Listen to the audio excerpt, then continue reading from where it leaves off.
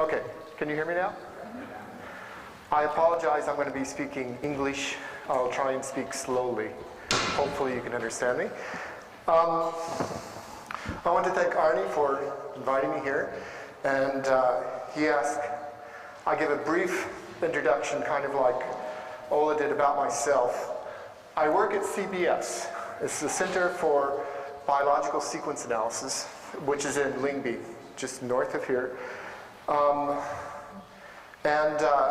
I'm group leader for a group that works on comparing bacterial genomics. So it's called Comparative Microbial Genomics Group.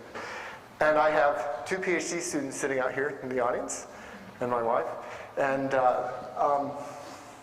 so, like Ola, I was looking, we more or less are parallel in terms of time. I think we're probably close to the same age.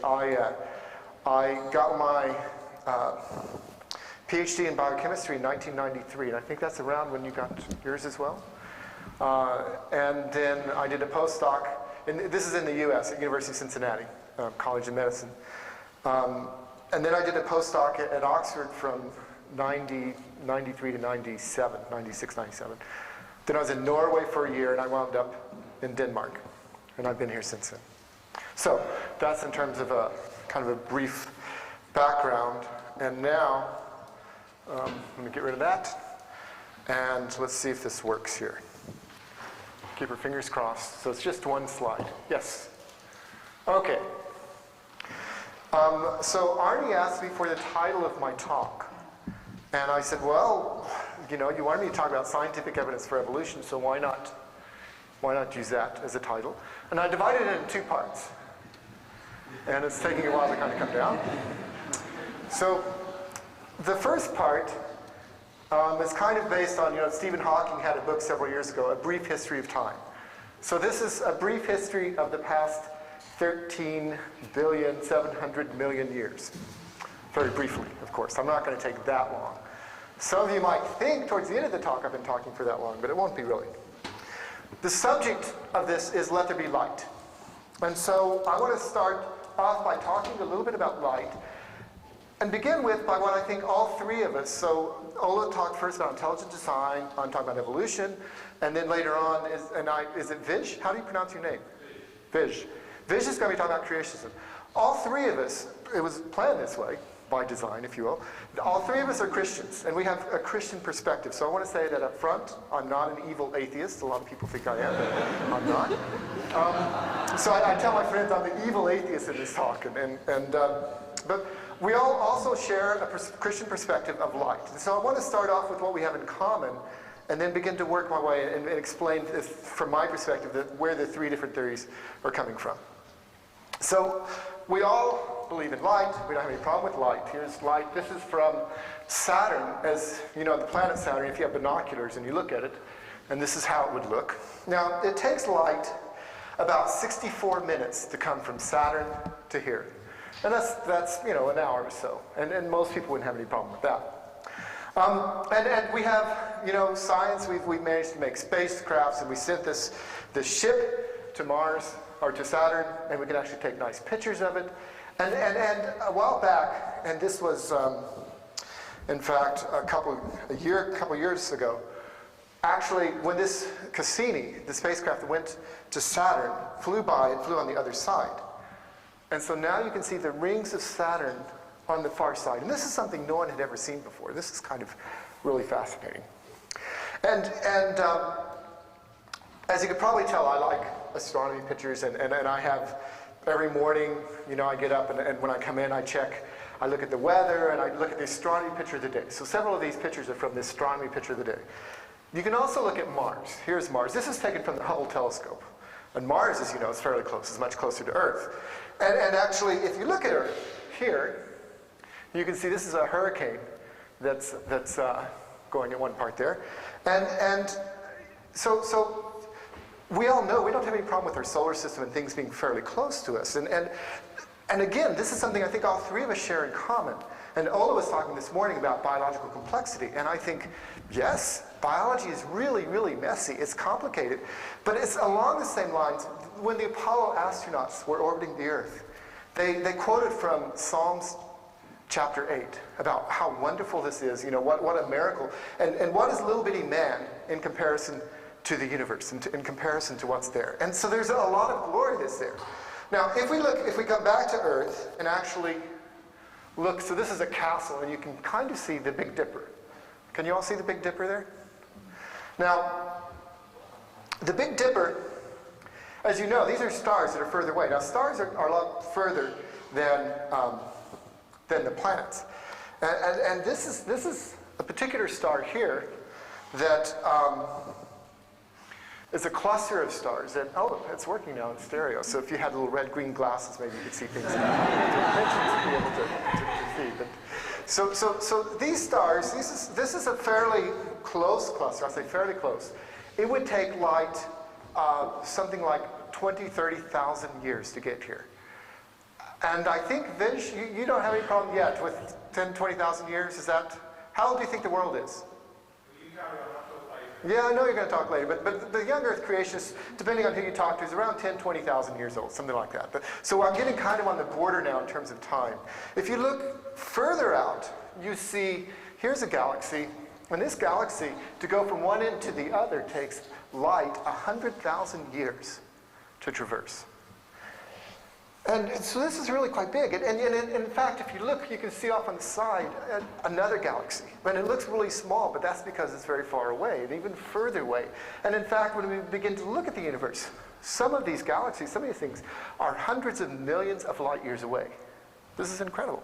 Well, so and then you say, well, how do we know this? And there are ways of doing this. I'm not going to spend a lot of time going into this, but in a sense, the universe is a bit of a puzzle. So the question is, we can see that when we look, we realize one of the amazing discoveries about 50 years ago, when we begin to look at the universe, it depended on where we were looking, we begin to realize that the universe was expanding. And it's growing, and it's getting bigger and bigger and bigger and bigger. It's getting further apart. And so there's some really interesting questions about if the universe was, let's say, if it's expanding, what if you begin to work it backwards? And there was some point in time when the universe was created. This shouldn't be a problem for Christians because we believe the universe was created at some particular point in time. And the question is, how? How can you figure out? There's background radiation from the beginnings of the universe, where we can begin to see some clumps in the background. Some parts of the universe are hotter than others in terms of this kind of residual.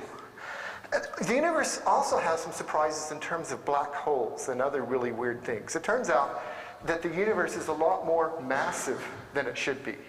And some scientists you talk and they say, oh, and I think Ole even hinted at this too, some scientists that make very dogmatic, we know about everything. Well, when we look around at the universe, 90% of the mass of the universe, we don't know where it is. Where did it go? It's missing. Now, I find that a little bit somewhat disconcerting in a way. It's like, can't you keep track of all this? 90% of the matter. And it turns out that there's these black holes that contain very dense things. And in fact, there's a black hole, and you can see through sometimes black holes. When you look at space, you can see the stars being kind of everything around it. It's called black holes because it's all black. And there at one point, a while back, you could see as they kind of drift around, there's a little bubble that we could look through. And you can't see it very well, but you can look at some of the radiation coming from these black holes.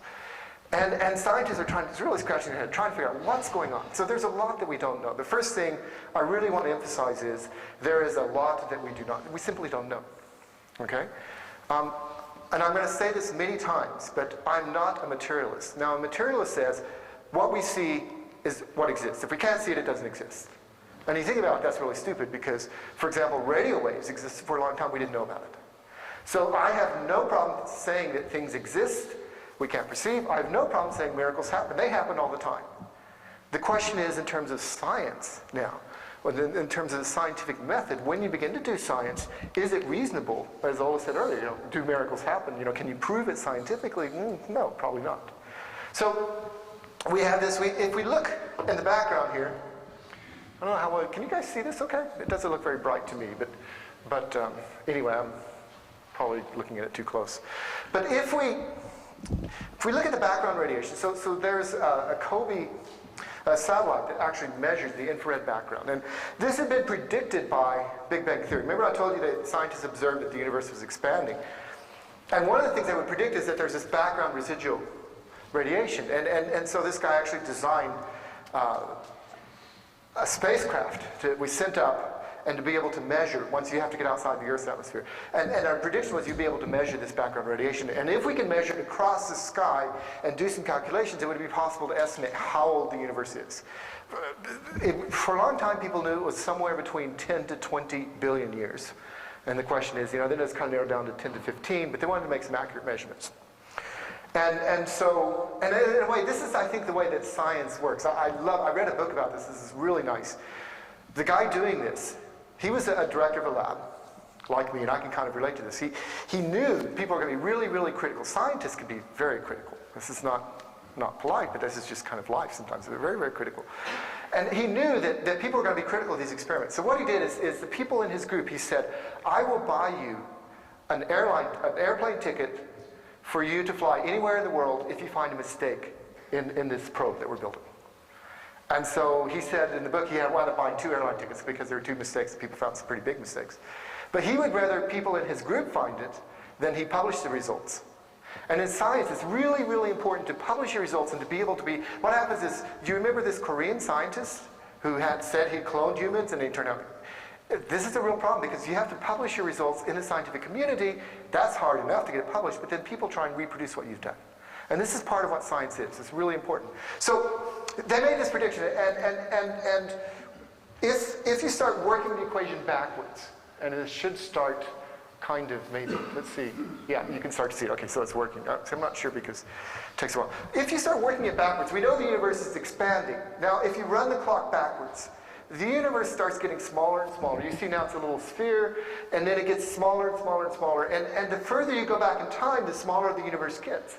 Until eventually it gets to the point where it's this little bitty dot, a little speck, and then it disappears. Now, at that point in time, we know from these calculations that's around 13.7 billion years, plus or minus 0.1. Okay? Now, what happened before that? And the answer is we don't know. There's something called a Planck time constant, and that's roughly 10 to the minus 34 seconds, a tiny fraction of a second after the Big Bang. Time itself was created. Before that, time didn't exist. So science simply cannot answer that question.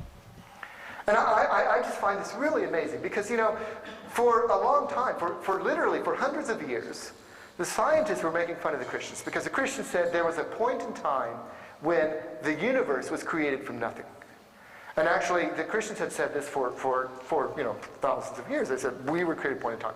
And then in the 1700s, 1700s, early 1800s, no, the universe has always been here. 1950s, that's fairly recent. 1950s, we begin to realize maybe that there was a point where the universe was created. This was called the Big Bang Theory out of making fun of the scientists. Because they said, oh yeah, right, there's a Big Bang, haha. But it turns out that now that's pretty well accepted within the scientific community. Now, how did it get accepted within the scientific community? The key is publishing papers. This is what I tell my students. Publishing papers is really, really important to be accepted within the scientific community. You publish papers, and then other people reproduce what you've done. These guys, they didn't go to churches and hold seminars. What they did is they published in the scientific literature. People looked at the results, and then they built upon that. They made clear predictions. One of the predictions was 75% of the universe is hydrogen, 25% of the universe is helium, and the rest is little bitty residual stuff. So, and we are literally made from stardust. So they can make some very clear predictions, and you can test this. What do we see when we look out in the universe? So this is very, very important to be able to make predictions, to be able to publish. I told you briefly that I was at Oxford University about 10 years ago. And in Britain, they love to stuff and preserve anything that's old. This is a favorite passion for many, many people in Britain. Britain, I think, was most happy in the 1850s. As an American living here in Denmark, I can kind of, it's fun because in Britain, they were height of the empire. In the 1850s, Britain was. In Denmark, it was maybe 1,000 years ago. So, the Vikings ruled 1,000 years ago. So the Danes have kind of gotten over it. We used to be a world power 1,000 years ago, but, okay. Now, and they have a much more humble attitude. Britain's still kind of like, oh, I wish we were a world empire. You know, we were at one time, you know, so they're still kind of, they love to stuff and preserve anything that's old. So Albert Einstein came and gave a talk. And someone asked him, this is in 1931, they asked Albert Einstein, how old do you think the universe is? Well, he starts scribbling down some stuff and equations, and eventually he winds up, he says, you know, within an order of magnitude, it's around 10 to the 10th to 10 to the 11th years, around 10 billion years old. I mean, this is not bad for, you know, it's a rough order of magnitude. It turns out he's right, pretty much. We now know it's 13.7, but I mean, this is not bad just for, you know, some scribbling on a blackboard. You know, mathematicians and physicists, these guys, they're really, really smart. You have to give them some credit. So, we now know, more or less, the universe 13.7 billion years old. The question is, what about life on Earth? And Tim took this picture, what, a week and a half ago? We were in the US, we were in New York, and this squirrel, and I see Marie Astrid's here. She had a squirrel in New York, in Washington, D.C. This was probably the same squirrel that Marie Astrid saw. Very friendly squirrel came up to us and was posing. Here you have life on Earth. Okay, so now the question is, how did life on Earth get here? So the science is pretty clear. The universe was created at a point in time. Where did life come from? Charles Darwin published his Origin of Species in 1859. He actually did the Voyage of the Beagle like 20, 30 years earlier. I have a copy of the Origin here. I actually have two different ones. And Vish almost wanted to throw it in the trash, and I managed to salvage it from it because I think it's a good book. So I have a question here. Actually, I have a couple of questions I was going to ask you, but the first question. So I'm curious, how many people here have actually read The Origin of the Species? I mean, be honest, raise your hands, let's see. A few, 1, 2, 3, 4, 5, 6. Okay, so let me ask now the opposite question. How many have not read? A lot of people. Okay, it is a thick book, fair enough, okay. I was going to then say how many people don't know, but it looks like if I add them up, they add close to 100%. So a lot of people haven't read it, and this is fair enough. But it's basically, he says in the beginning of the book, this is one long argument. Now at the time, he was kind of responding to, the common theory at that time was everything was made for a particular purpose. And you know, one of the theologians asked Darwin, what, you know, okay, now you've published when Darwin became famous, he was very old. You know, one of the vicars in the church asked Darwin, what can you say about God from all of your work on evolution? And Darwin says, well, God must have been very fond of beetles because there's lots and lots of different species. I mean, there's 100,000 different species of beetles. And if you have to say each kind, then he's doing a lot of creating. Okay, so I just want to go now for basically, we've gone from 13.7 billion years ago to now 4.5 billion years ago. And so the question, you know, this is now life on Earth. And so I've got, you know, roughly 15 minutes left, so I'm halfway through. And the question is in terms of what's happened here. And I've already put a couple things on.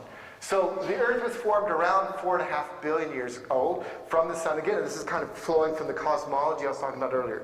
The Big Bang, the universe is expanding. You have things where it's not even as lumpy. So you have condensation and you have compression of certain areas, and you wind up getting lumps. And these lumps actually compress and form stars and galaxies and other things from gravity. And then under the enormous amount of compaction, you get elements being formed. So you not only just have hydrogen and helium, but now you have things like carbon and nitrogen and phosphorus, things that you need for us to be formed. So we are literally, like I said, the stuff from stars, stardust. And so you have the planet is formed about 4.6 billion years, but it was really, really hot. Begin to cool down. The oldest rocks are around 4.4 billion years ago. The first fossils we see are shortly after that, a little bit more than 4 billion years old. And these are kind of controversial. Are they really? We think there might be some bacteria, but we're not sure. But certainly by 3.8 billion years, we see fossils not only of bacteria, but of ecosystems. That is, colonies of bacteria living together. So in very early rocks, very, very old rocks, we see essentially the same type of thing that we see today in Australia, in coral reefs, where these bacteria, they live in their mats and they slowly grow with time. And there are lots of experiments you can do by looking at chemicals and other things, say these are the same types of organisms. So they've been around for a very, very long time. Bacteria goes back a long time.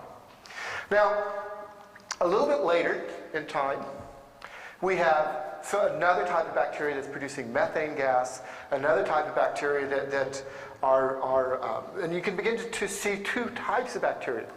We call them gram-positives and gram-negatives.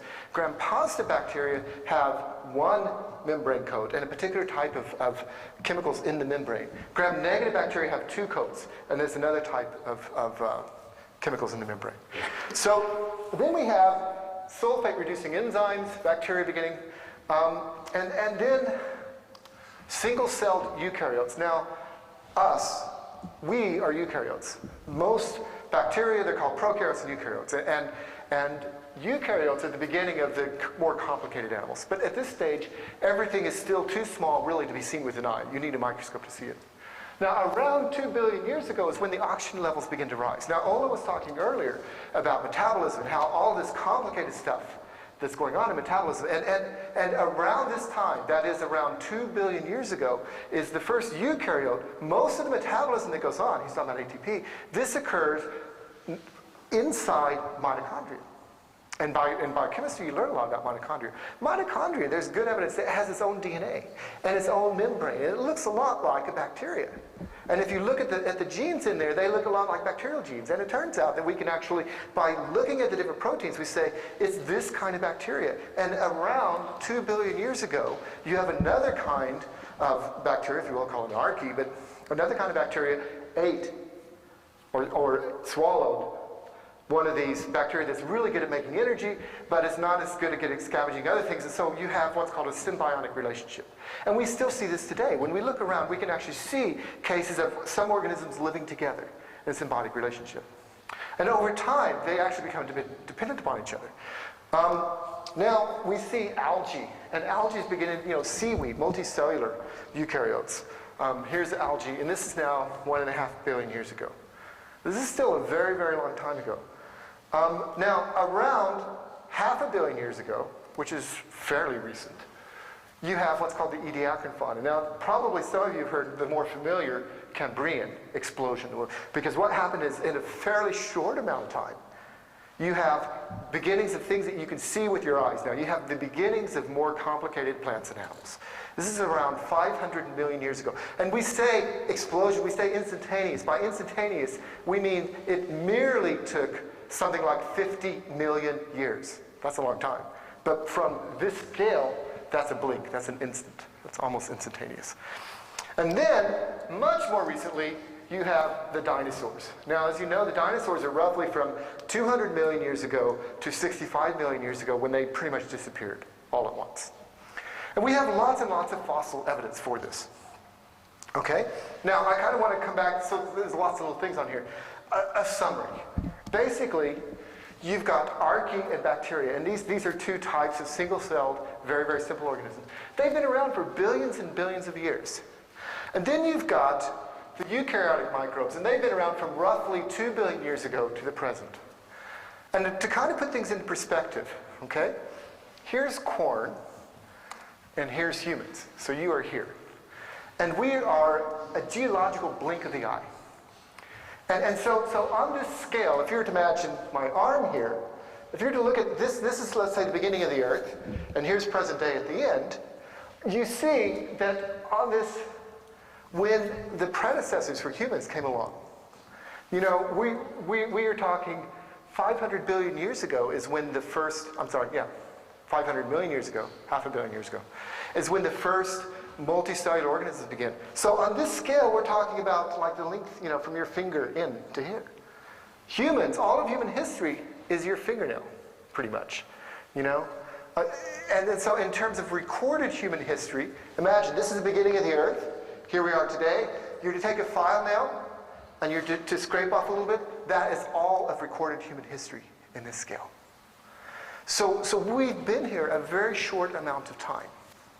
So the point that I want to bring is that we have been here a very, very long time. Okay, let me another little. So there's lots and lots of fossil evidence for this, an enormous amount over the years. We've made a lot of discoveries. First life is around close to 4 billion years ago, and at the very end, we are here. Now I can kind of, from this, I can kind of divide, if you will. So I'm talking about evolution, this stuff in between here. The intelligent design people really have problems with the first life. These are designed. Cells are really, really complicated. Biochemical systems, as Ola was talking about, is really complicated. So they have a problem with here. Where did these first cells come from? Okay? Now, the young Earth creationists, on the other hand, and I say young Earth creationists because some creationists are old Earth. So, in a technical sense, Ola and me and Vision, all of us are creationists, in a sense that we all believe God created the world. We all go to church, we all say the creeds. I believe in God the Father, creator of heaven and earth. You know, I believe in Jesus Christ, his only Son. I believe in the Holy Spirit. We don't have any problems with this. We all believe in miracles. Fine. But the question is, you know, some people think that the world is less than 10,000 years old. Some people think the world is billions of years old. So the young Earth creationists think that life started here, okay? And so basically their approach is, this all just didn't happen. You know, it's maybe a conspiracy from Satan or, you know, these evil atheists or, you know, so basically none of this happened. Now, of course it's possible that the entire universe, everything that we see, the stars and everything, was created, you know, at 9 o'clock this morning, including our memory. You can't prove that? Maybe it did. I don't know. But I couldn't use science to prove that. Okay, so you have kind of the two extremes. So the intelligent design says, in fact, that things started off, they're really, really, where did the first cells come from? Now earlier I was talking about publishing, and my poor students, I kind of, you know, emphasize it's important to publish papers for their thesis, and so I go to a database called PubMed, and I'm sure Ola's heard of this, use it in work, and this contains more than 15 million articles. It contains lots and lots of scientific articles. I type intelligent design, and I get 35 articles. Now most of these articles actually are from scientific news weeklies that talks about the intelligent design case in Dover or things like that. If you go to the intelligent design websites, they're very proud. They've published 4 papers on intelligent design. Now, Mike Behe's book came out in 1996. I wrote a review of this in 97. I actually debated Behe in 98 and asked him in 1998, I asked Mike Behe, you know, where are your publications? He said, oh, they're coming. They will come soon. This is now 2006. They have 4 papers. To put this in perspective, my research group, 3 PhD students, a postdoc, a shoestring budget, we've already published 4 papers this year, in 2006. Publishing 4 papers is not... Now, let me put this in perspective. In the United States, they want to teach intelligent design in the school as science. Okay? There are more articles published in the scientific literature about Bigfoot than there are about intelligent design. In fact, there's 10 times as many articles about UFOs. Should we teach about UFOs in the school? Now, so if I look, how many articles are actually published about evolution? Anybody want to guess? So this little box actually scaled for the area. So what I did is I took the 36 articles and I took the square root and I get the pixel size. These are how many articles are published as of 1st of February. 169,000 articles about evolution. And now, creationism, I get 46 articles. So, in a sense, I was talking to my brother in the US. I was talking to him on the phone on Thursday night, and he says, I'm going to Japan tomorrow, by the way, to give a talk. And he says, are you excited about your big trip? You know, I know it's going to be really difficult giving a talk in Japan. And I said, my talk in Japan is a piece of cake compared to the talk I'm giving this talk. Because, look, we each have 2 35-minute talks. And I'm supposed to talk about 169,000 articles, summarize. I have my work cut out for me. Okay, so, coming back, a little bit, some more kind of fun with statistics and other things. So, astronomers. You know, I start off with astronomy picture of the day. Now, another question for you guys. Astrology.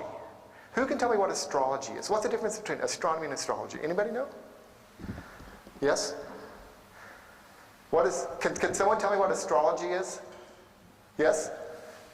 Well, it's how the planets supposedly should influence your life. How planets should influence your life. Now, would you consider astrology science? So you know, do you think Bethesda Church would sponsor an astrologer to come and give a lecture? Maybe not. So in the United States, there are 800 people that are astronomers. And there are 11,000 astrologers, more than 10 times. Well, this is kind of interesting. So although in terms of evolutionary material, we're publishing more, it's kind of, there are 16,000 physicists in the United States. And metaphysics is theology, right? Metaphysics where we talk about God. We have lots of preachers in the United States.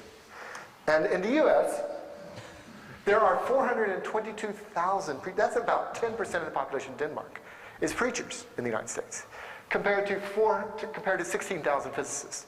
So on the one hand, in terms of scientific publications, of course the evolutionists are they produce a lot. But in terms of the general population, we're a tiny, tiny minority.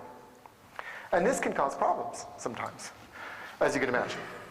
So I was talking about astronomy before, and in fact what happens is because there's so many religious people in the US, Denmark is quite secular from everything I gather from talking. Maybe it's just where I work, but it seems a pretty secular country. The United States, I joke, but this is partly true, the town I grew up in, 118% of the population goes to church on Sunday mornings.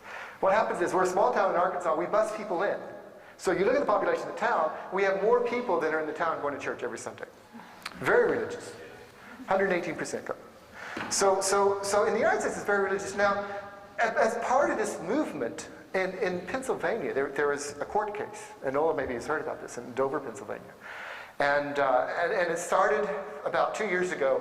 They wanted to say we have to teach intelligent design in the school, in science class. Now remember I told you there's 4 papers. Actually at that time I think there's only 2 or 3 papers published. But they wanted the students to give equal time to intelligent design with its 4 papers and evolution with its 160,000 papers. Some of the students said, this isn't fair, and so they filed a lawsuit. And because I had reviewed Behe's book and debated Behe, I wanted to be a friend of the court, and I actually got involved a little bit in this. And so in the case, in this court case, this was last October, they ask Behe, Mike Behe, who Ola was talking about, they say that this Rothschild is the attorney questioning. But you're clear that by your definition, so Behe says that science, the definition of science, should include supernatural causes. Now this is something normally science doesn't like to do. And so the attorney says, by your definition for intelligent design, astrology, if we're talking about astrology, right, should be a scientific theory, correct? Behe says, yes, that's correct. Now I have the rest of the manual. If you guys want to actually see the transcript from this, I can show it. But basically, and I understand, so Ola showed the same cartoon. This shows that like minds, great minds think alike. Ola and I had exactly the same cartoon. So, and I thought, well, I'll just leave it. It's a good cartoon.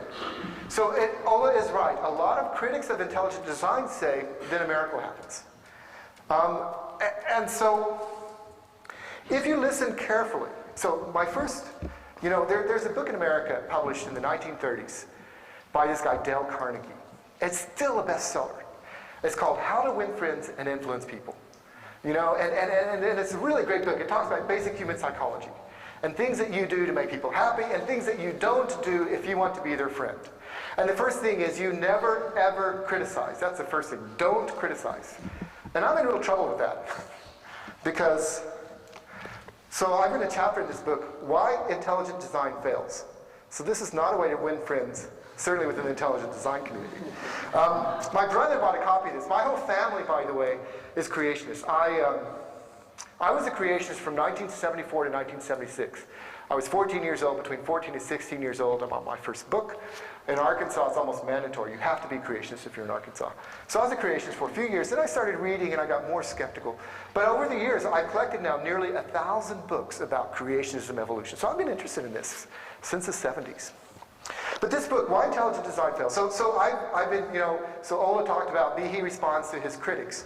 I was very critical of Behe in terms, I know Mike Behe, I've cited his scientific papers in mine. So it's not that I'm saying he's not a good scientist. It's not that I'm saying, because I'm an evil atheist and he's a Christian. It's not that at all. The problem that I have is, if you actually look at some of these arguments, the arguments go as follows. Gee, this is really complicated. We can't explain it. Therefore, it must have been a designer. So back in 6 or 7 years ago, I published an article which Arnie referred to, a classification of possible routes for Darwinian evolution. I published a paper, again, important words, published a paper in a scientific journal discussing this. referring to Mike Behe's book. Mike Behe says that either Darwinian evolution either you have a gradual evolution, or else, by default, it's an intelligent designer. And in fact, we talk about several different ways that you can have. So for example, you have a Roman arch. Now you can argue that this arch is irreducibly complex because you can't, when you build it up and you put the last one in, you can't put a rock in it because it'll all fall apart. So you need all the components. So how could you possibly build it in a gradual step-by-step manner? Because it turns out in Rome, what they did is they had people that would do this. Well, we know what they did is they had a scaffold. And you put the arch in, you put the last stone in, you remove it, now you have something that looks irreducibly complex. Simple explanation. Why didn't Behe think of that? It turns out that Behe's same arguments about irreducible complexity had been published 10 years earlier in another book by another scientist who actually tried to come up with scientific explanations. And I emphasize scientific because saying, we don't know. Now when they ask Ola, how? What is your mechanism? How did it happen? Ola's response is, we don't want to talk about who did it. But the question wasn't who, the question was not who did it, but the question is how. What is the mechanism? Once again, please listen carefully. I am not an evil atheist. I'm not doing this because I hate God or anything like this. Science deals with questions of how mechanistically we do things. So here is examples of this. So, and I asked Ola if I could have this slide from him, and he very kindly gave, this is a slide that Ola showed earlier. Here you have the synthesizing, making A and P. And it's really, really complicated, okay? And adenine is a very important molecule in life. And the question is, it's used a lot in life, and yet to make it, it seems really, really kind of complicated. And Ola also mentioned this, but I just want to kind of emphasize again, because if we look, we see adenine in asteroids. When meteorites come to Earth, we can actually see adenine. If you take cyanide gas, you shine light on it, you get rearrangements, and you get adenine. Okay? Yes, it's true that in biochemical systems, it's a complicated pathway to be able to synthesize it efficiently in the right way. But the question is, can we produce adenine without having to say, God did it? And the answer is yes. In natural mechanisms, we can produce it. Now, it turns out that if you're to take adenine, again, and Ola didn't bring up this argument, but I've heard many people say, oh, DNA is so complicated. The double helical structure of DNA, this is wonderful. This was designed by God. I think it was designed by God. And I think, yes, we should be happy. We should praise God for wonderful design. But the question is how? How did God do it? Not did God do it, but the question is how? And it turns out that basic, again, physical biochemistry, if you throw adenine in solution, it's not very soluble, but the bases stack on top of each other due to hydrophobic conjugated, you have a conjugated pi system, they stack on top of each other, and they twist a little bit. And you add another one, and they twist more, and you form a helix. So you take adenine, you take basically cyanide gas, you shine sun on it, you form adenine. You take adenine, you put it in water, and it forms a helix on its own. Now, does this mean God has nothing to do with it? Of course not. But we're not talking about God, we're talking about science. Another example, and this is a problem often with creationists. Well, let me just go to the next slide here. Have I been talking 36 minutes on you? Okay, I'll talk quickly. I was supposed to be done in 35 minutes. I'll finish up here quickly. I'll skip this analogy. I'm writing a textbook for this course that I teach. And one of the chapters in the textbook, the first chapter is called Cells Obey the Laws of Chemistry. And this is from Jim Watson's book, 1965. Now this is very important to stress, again, because the intelligent design people would have you believe, oh, there's something, you need some intelligent designer to come in and intervene. Well, no, you don't.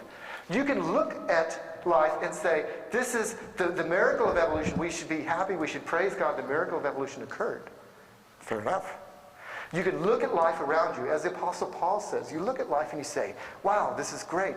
God created it. Okay? I have no problem with that. I do not have any problem with that. But to say that we have kind of biochemical evidence for some kind of intelligent designer, because natural, if you catch this, natural processes can't happen. God doesn't work through natural processes. Well, I'll come back to that later. But cells obey the laws of chemistry. So, I'm already short on time, and I had 2 slides left. So I think I'll just stop there and I can come back after the break. Is that okay? So, a 10-minute break? 10 minutter? No. Mange tak til David Ussery. Nu er der frokosttid. Tak til David Ussery indtil videre. Okay.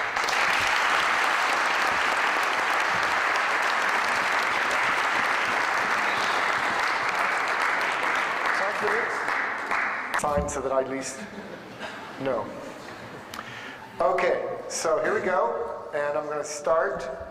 You know, you have taxis, where you get in a taxi and the meter's already running. I feel like this is what happened last time. I started talking and I was already 5 minutes behind, but okay, this is going to work. Let's see here. Part 2, evolution in action. So, again, let there be light. And so, you know, this time we're looking at, this is in Norway. A friend of mine took a picture into it. And it's very pretty up there in Norway. Now I want to talk more about biology, but also a little bit about kind of biochemical evolution, as Ola was talking. Oh, now he's moved. Ola was here. I don't know where Ola. Where is Ola? Oh, there he is, back there. Okay. Talk about biochemical evolution. So this is a tree based on what's something called phylogeny. Now, we can look at different pieces of DNA or RNA. In this case, there's a gene that nearly all organisms have in common, and we can kind of look to see how similar it is. And we construct a tree that looks like this.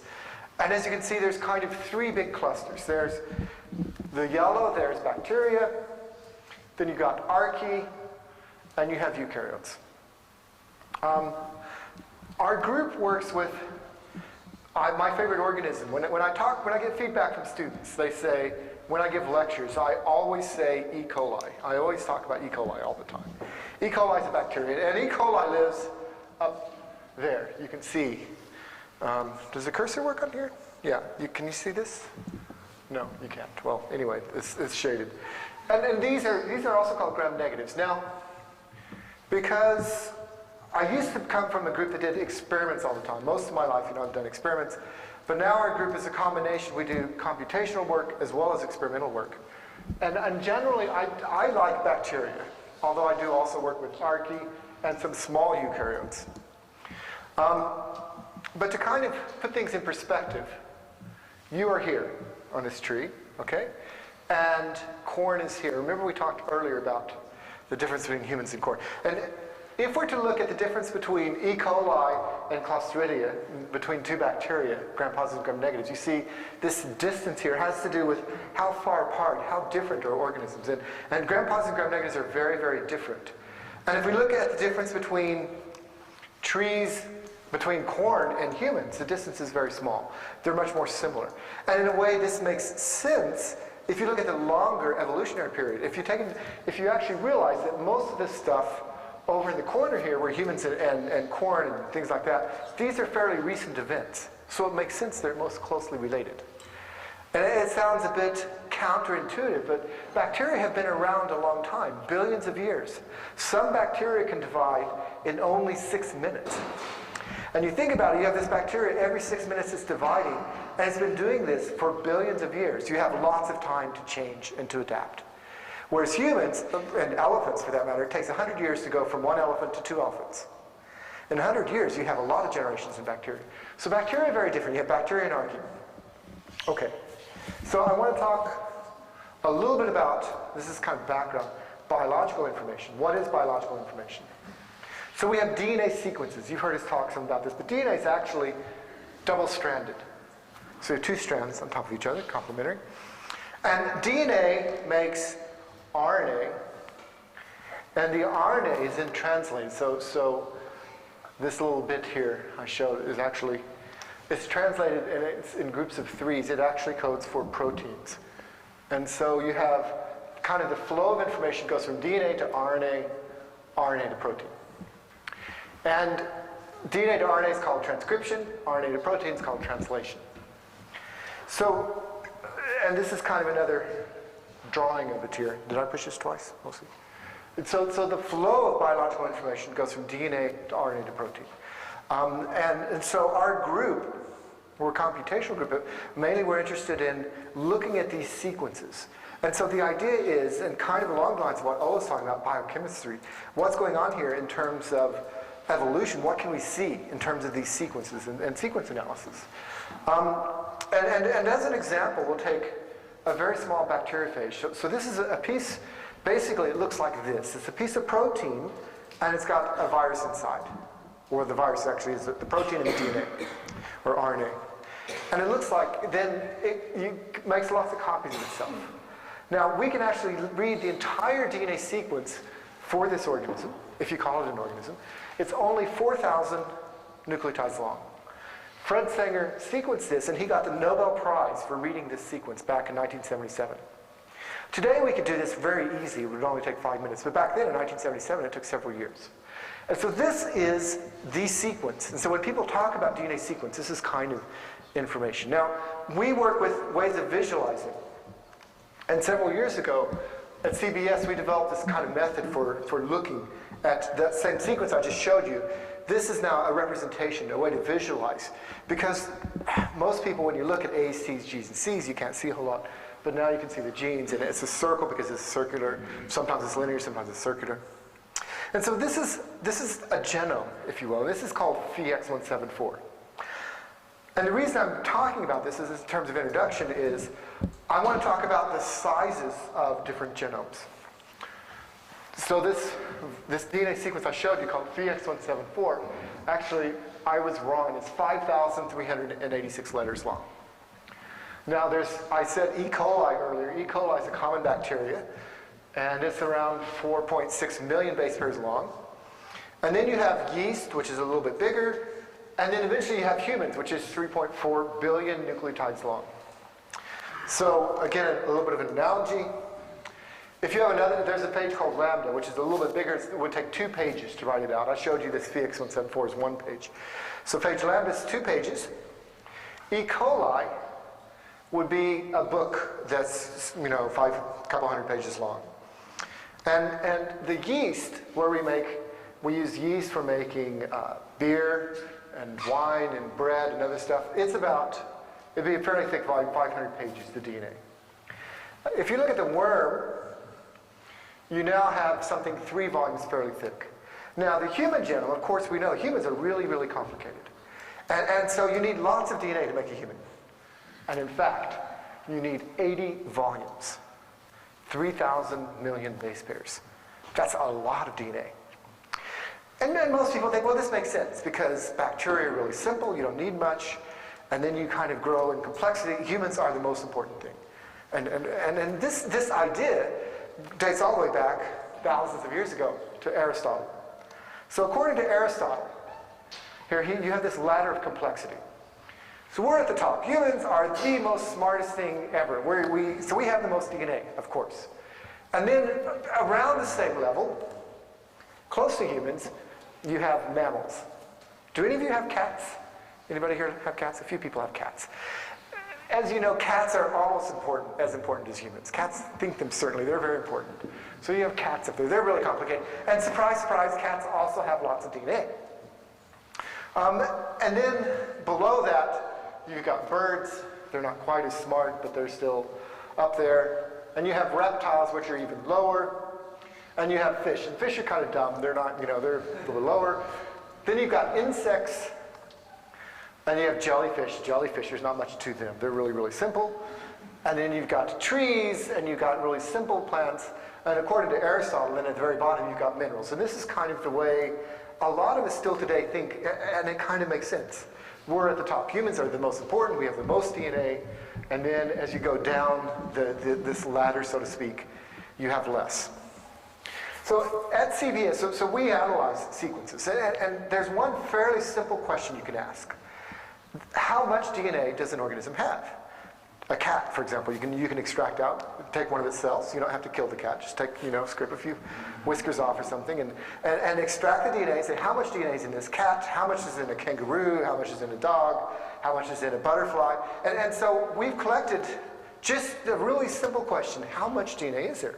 And we've done this for several thousand organisms. And this scale goes from 100 million to 1 trillion base pairs long of DNA. So this is how much DNA it takes to make one, basically it's 1x copy. Humans have 2 copies of the chromosome, okay? Humans, the 1x is around 3 billion. You can see humans there. Now I have fruit flies here. And fruit flies, you see it's a little bit shaded there. That's because some fruit flies have 100 million base pairs.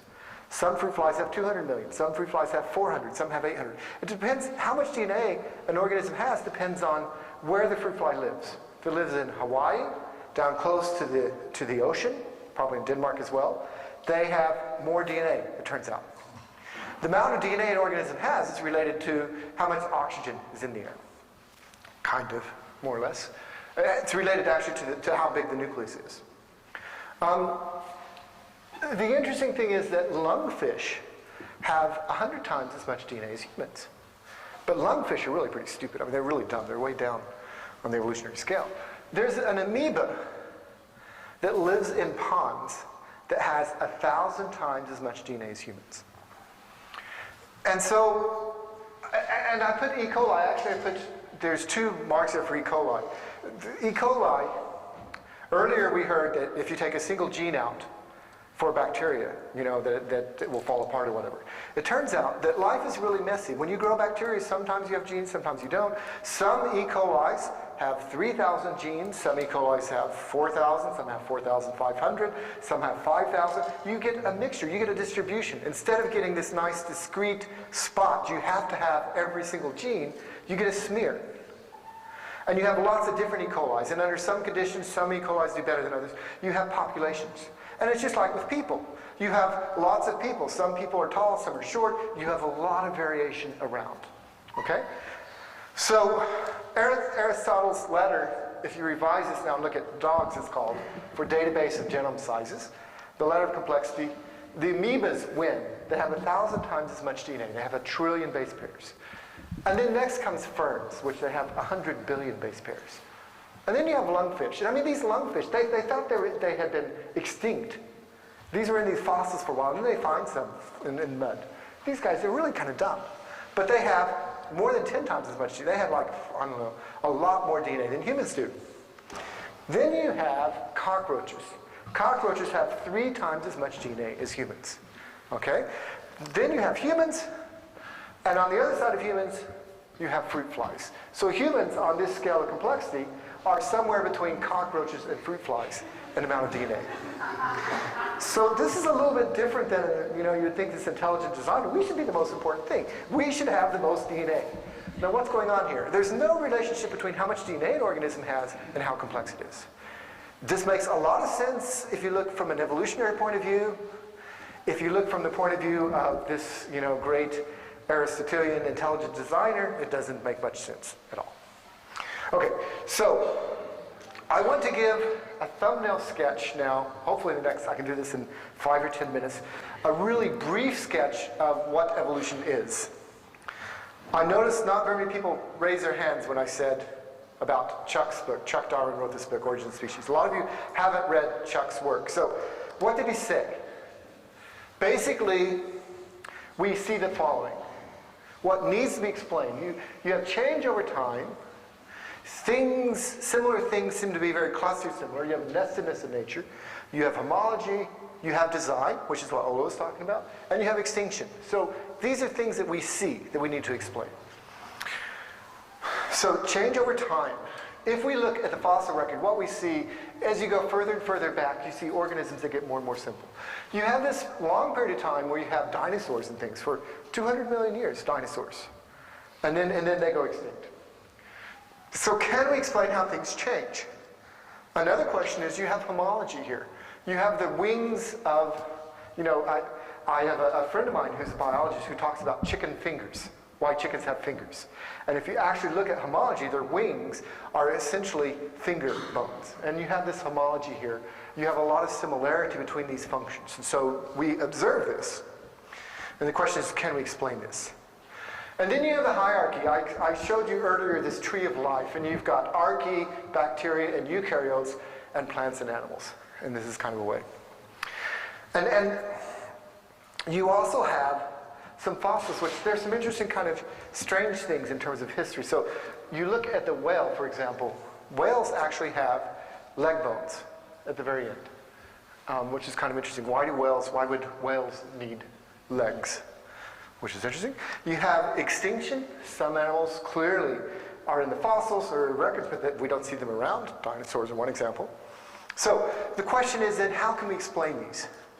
So Darwin, 150 years ago, came up with a theory that could explain this. And then this is what's now called evolution.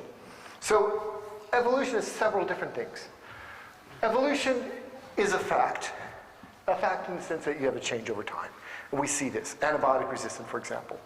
You have a new bacteria, and you have some antibiotic that puts in. Eventually, it will change. We can see this around us. It can also mean a pathway, a way. So, for example, you have one species changing into another. And it can mean a mechanism. So you have gradualism, progressive, guided, natural selection, and other mechanisms. So intelligent design, taken literally, would be one mechanism of evolution. Okay, so you have different things, different meanings. Now, it's important to say as well what evolution is not. Evolution is not describing cosmogenesis, the beginning of everything. It's not cosmology. I talked about the Big Bang and all that. That's not evolution. Okay? That's something different. It's also not the origin of life from non-life. And now this is where the intelligent design people, they say, oh, this is so complicated biochemically. How could this system have come? This is a very real, relevant, important question. Where did the first life come from? We don't know. The jury's still out. There are lots of ideas. Maybe it came from the oceans. Maybe it came from living on top where the sun was shining. Maybe it came in high-pressure vents and volcanoes. There's several different ideas. But that question, where did the first cell come from, is not the same question as once that first cell, and we have fossils of it 3 billion years ago, how did that change over time, evolution, to the present day? So evolution is not about the origin of life. Evolution is about how, once life was created, how it changed with time. Okay, so that in a nutshell is whatever, a 5-minute sketch of evolution. Now, I want to talk about some applications. What can evolution be used for? So one application, and people are doing this in the lab, is called directed evolution. And what directed evolution is, we want this protein, we want this enzyme to be used in laundry soap and dish detergent, but we want it to work in cold temperatures. Normally this enzyme works at warm temperatures, we want it to work at cold.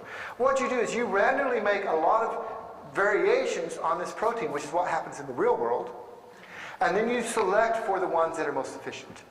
And you can do this in the laboratory, evolution in a test tube.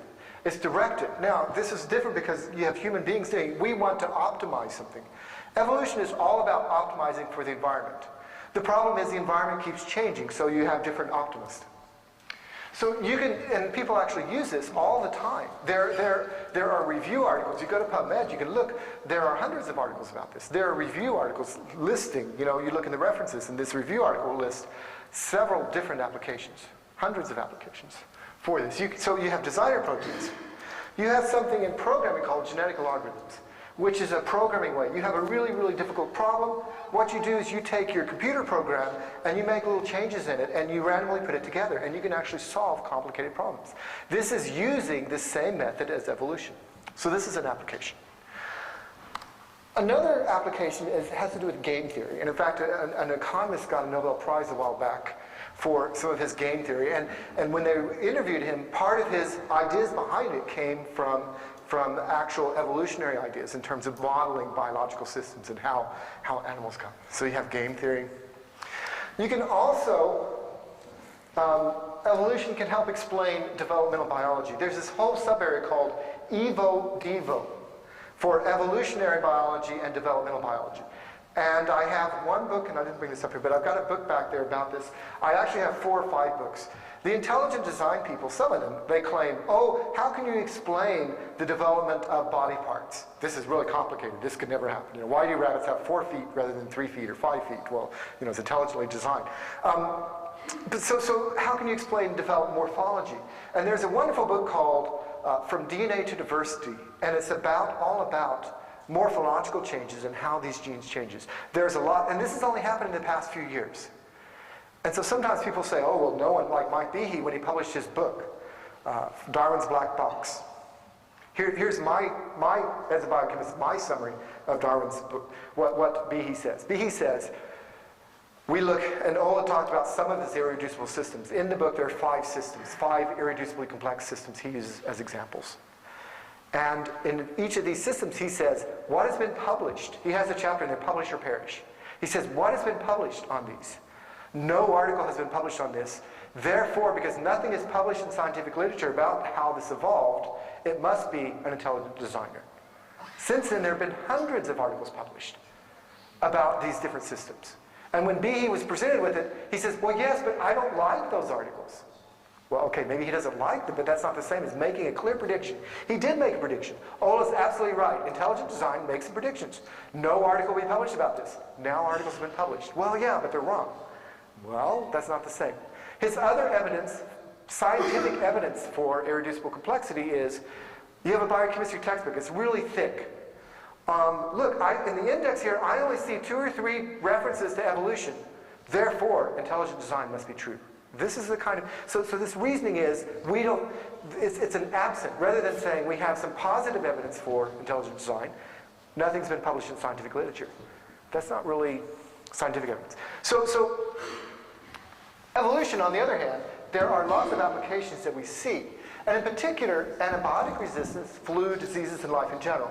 Now, in this court case I was telling you about in Pennsylvania, Mike Behe was asked the question, can intelligent design make some predictions? He said, yes.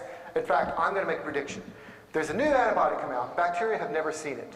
My prediction is, based on intelligent design theory, the bacteria will never be able to develop resistance because it's never seen this before. And he says this has important implications for medical technology. I told you I was a friend of the court, so I read this testimony, and I looked in the literature. Sure enough, no antibiotic resistance to it. This is the deposition before trial. This is in February, March. By that summer, there are 5 articles that have been published on bacteria resistant to this antibiotic. By the time of the court case, September, October, there were already 12 different published reports of bacteria that were resistant to this antibiotic. South America, there's one in Brazil, in the US, in China, in South Africa. So in fact, this bacteria and evolution predicts it. And according to Mike Behe, intelligent design, this shouldn't happen. So yes, you tested it. So this brings me to Doonesbury. Do you guys, is this in the Danish newspapers, by the way, Doonesbury? Or maybe those of you that read, you've seen Doonesbury. And here's a doctor, and he says, uh-oh, hope he's only a Sunday creationist. And the patient says, TB. He says, my God, are you sure? The doctor says, afraid so, but we caught it early. So he says, my prognosis is good. And the doctor says, that depends. Are you creationist? And the guy says, what is this? What are you talking about?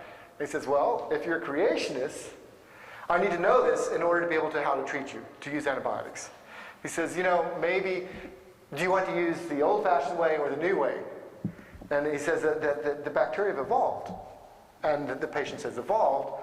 And he says, yes. He says, it's your choice.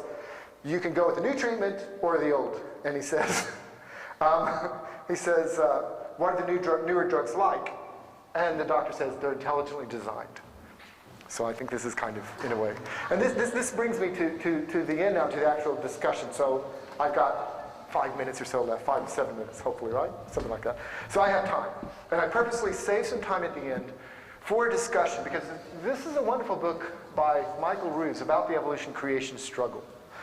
And the question is, Michael Ruse, in his book, he starts off by saying, on the one hand, you have people in the lab doing evolution, and it's clear it works, and there's no problem with this, and these are evolutionary biologists. And then you have a lot of people in society that are adamantly opposed to it. Completely different opposite. And he said, what's going on? And he asked the question, and he says, part of the problem is the larger philosophical issue. And he said, part of the reason you have such big fights, Richard Dawkins, and I think Ola mentioned, and I wouldn't be surprised Richard Dawkins would come up later in the creationist talk. No Dawkins, okay. Well, Richard Dawkins is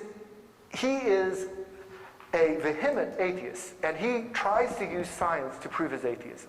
And this is wrong. He should not be doing this. He's absolutely, I think that science is not about trying to prove something, prove whether God exists or whether God does not exist. And this is what Ola said, and I think Ola's absolutely right. I agree with him here.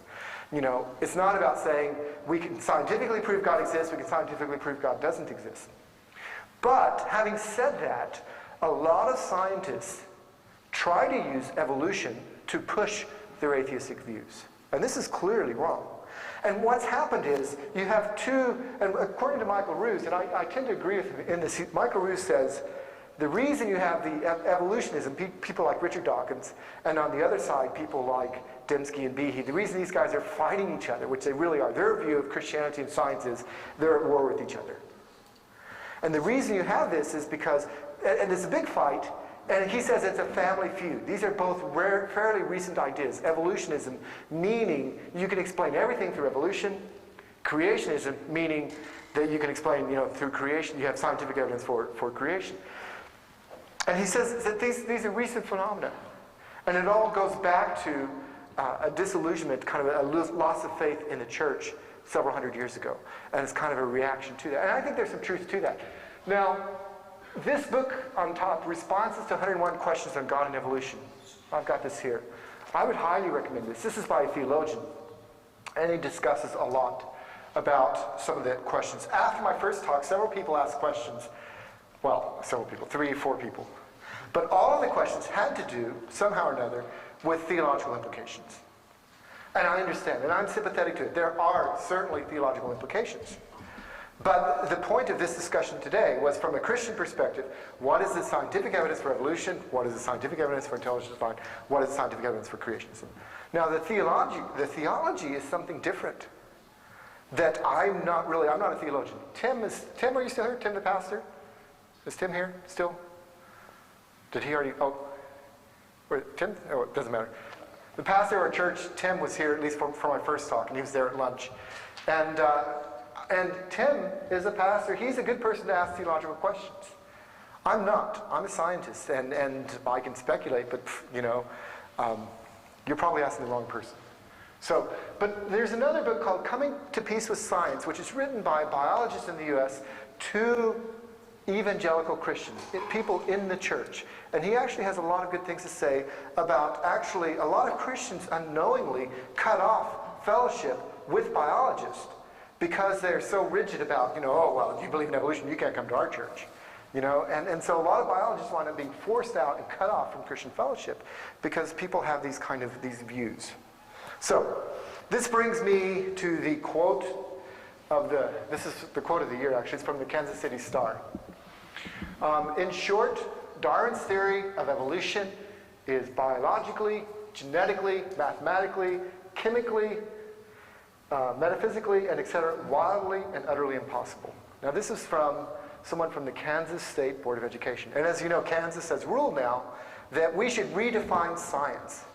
Instead of saying that science is explaining natural causes for things, we should say, oh, no. Science just looks for the answer to questions, and we should allow metaphysical explanations. God did it. This is perfectly acceptable in science. So astrology should be science in Kansas.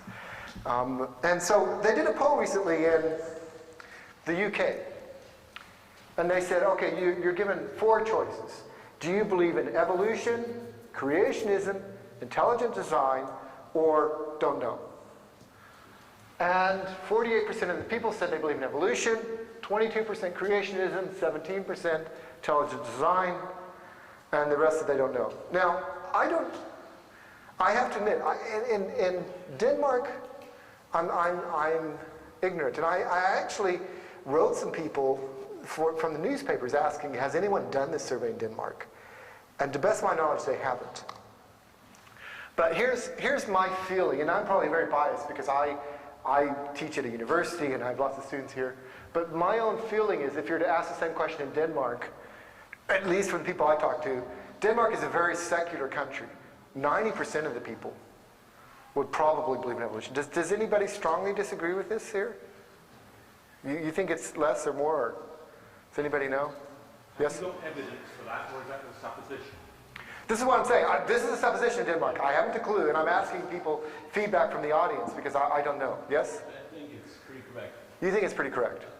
Several days seem to tell me. Supposition or that's not Supposition. We haven't done any polls yet. I'm just doing a poll now. Yes? There was a poll that 8% of Danes believe there's some kind of, you might say, power behind whatever happens. Right. I don't have any problem with that, but I would consider. But I don't think that's necessarily. How many percent? 80%. Yeah. I mean, 20% atheists.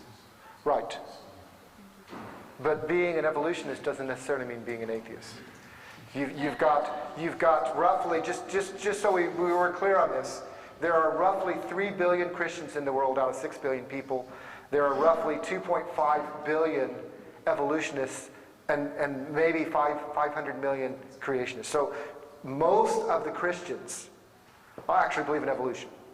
So being an atheist doesn't mean you're an evolutionist. So that's a valid question. Are you a Christian or not? But the survey is about evolution versus creationism versus intelligent design. Does that make sense, kind of? I disagree. You disagree? Okay, we'll talk about that later. What else do I have? Okay, I'm running out of time here. My student, Peter, but he's gone now anyway, he wanted me to talk about the flying spaghetti monster. But I didn't have this. But you know, the Intelligent Design Society of Kansas, they've got, so here you can see, this is, you know, God creating DNA.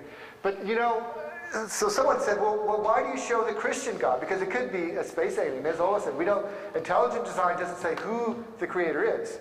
And so they actually, if you watch here, if you look at the face of the creator, you know, it kind of changes with time, and it could be a space alien.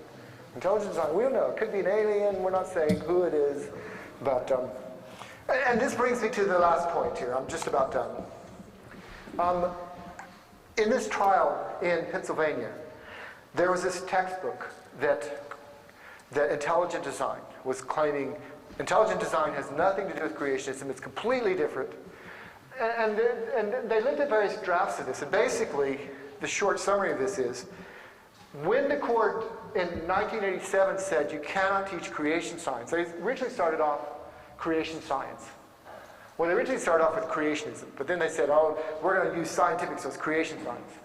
Then they say you cannot use creation science in the schools in America, so they went in, you know, this textbook is in whatever word processor, search and replace. Everywhere it says creation, they put creation science. Then the judge says, okay, use creation science. So now they search and replace everywhere it says creation science, they replace it with intelligent design. And so what you have is you have actually very clearly a relationship, certainly in the United States. Now, I'm not saying all people, and I believe Ola when he's saying we're looking at it, you know, some intelligent design people are trying to look at this, but and he might be true that there might be a few atheists that are actually in the